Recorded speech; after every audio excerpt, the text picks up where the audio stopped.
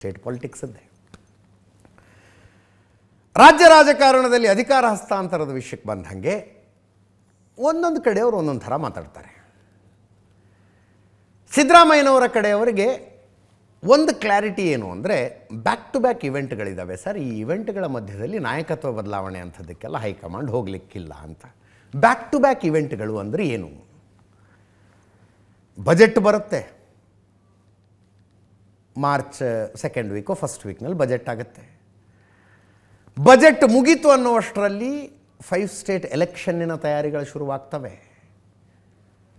ಅದೊಂದು ಹಂತಕ್ಕೆ ಬಂದಾಗ ಸುಪ್ರೀಂ ಕೋರ್ಟ್ ಆದೇಶ ಕೊಟ್ಟಿದೆ, ಜೂನ್ 30ರೊಳಗೆ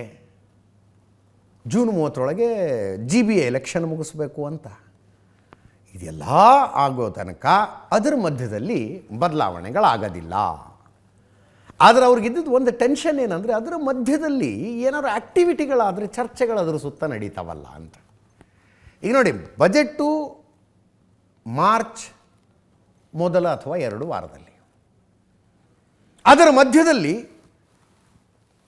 ಇಷ್ಟೆಲ್ಲ ಸಮಯ ಇದೆ.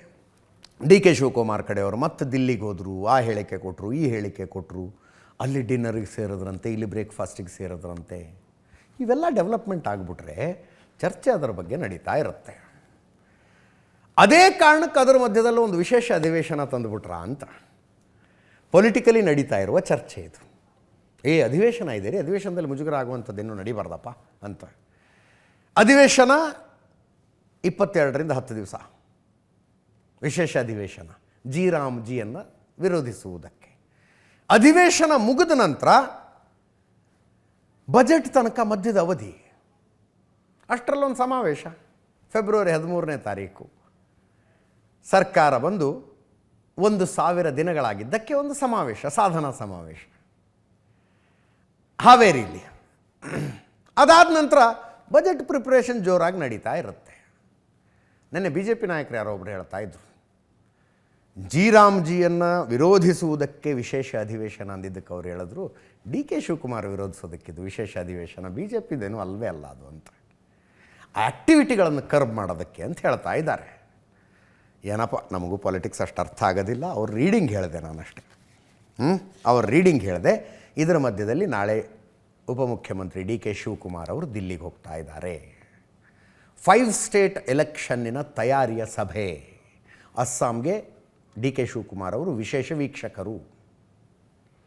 ಮೊನ್ನೆ ಮೈಸೂರು ಏರ್ಪೋರ್ಟಿನ ರನ್ವೇನಲ್ಲೇ ನಿಂತ್ಕೊಂಡು ಒಂದು ಸಣ್ಣ ಚರ್ಚೆ ರಾಹುಲ್ ಗಾಂಧಿಯವ್ರ ಜೊತೆಗಾಗಿದೆ.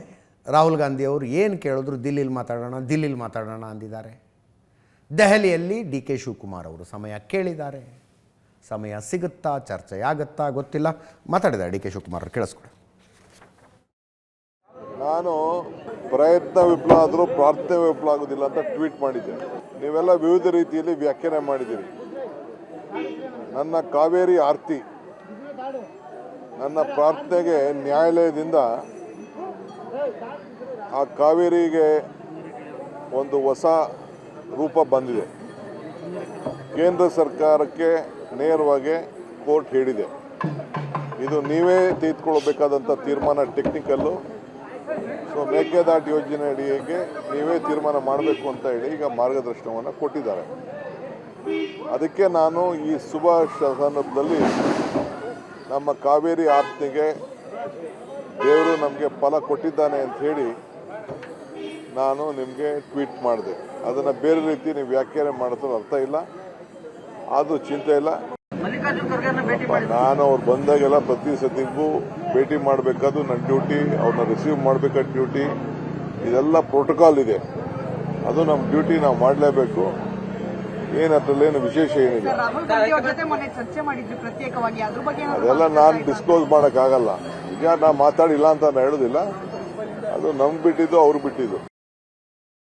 ರಾಹುಲ್ ಗಾಂಧಿ ಅವರ ಭೇಟಿ ಸಮಯ ಕೇಳಿದ್ರು ಸರ್. ಮತ್ತೆ ಇಲ್ಲ, ನಾಳೆ ನಾನು ಭೇಟಿ ಮಾಡ್ತಾ ಇದ್ದೀನಿ ರೀ, ಎಲ್ಲ ಇರ್ತಾರೆ. ನಾಳೆ ನನಗೆ ಅಸ್ಸಾಂದು ಮೀಟಿಂಗ್ ಇದೆ ಮಧ್ಯಾಹ್ನ, ನಾನು ಹೋಗ್ತಾ ಇದ್ದೀನಿ. ನನಗೆ ಗೊತ್ತಿಲ್ಲಪ್ಪ, ನಾನೇನು ರಾಹುಲ್ ಗಾಂಧಿ ಭೇಟಿ ಹೊಸ್ತೇನಲ್ಲ ರೀ, ಯಾರು ಹೇಳಿದ್ದು ನನಗೆ ಅರ್ಥ ಏನು.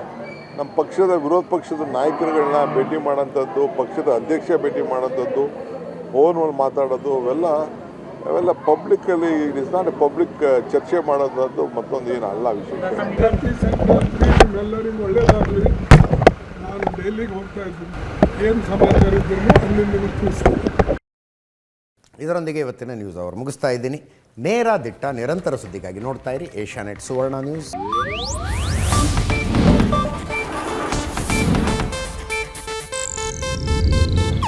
ಇದು ಏಷ್ಯಾನೆಟ್ ನ್ಯೂಸ್ ನೆಟ್ವರ್ಕ್ ಪ್ರಸ್ತುತಿ.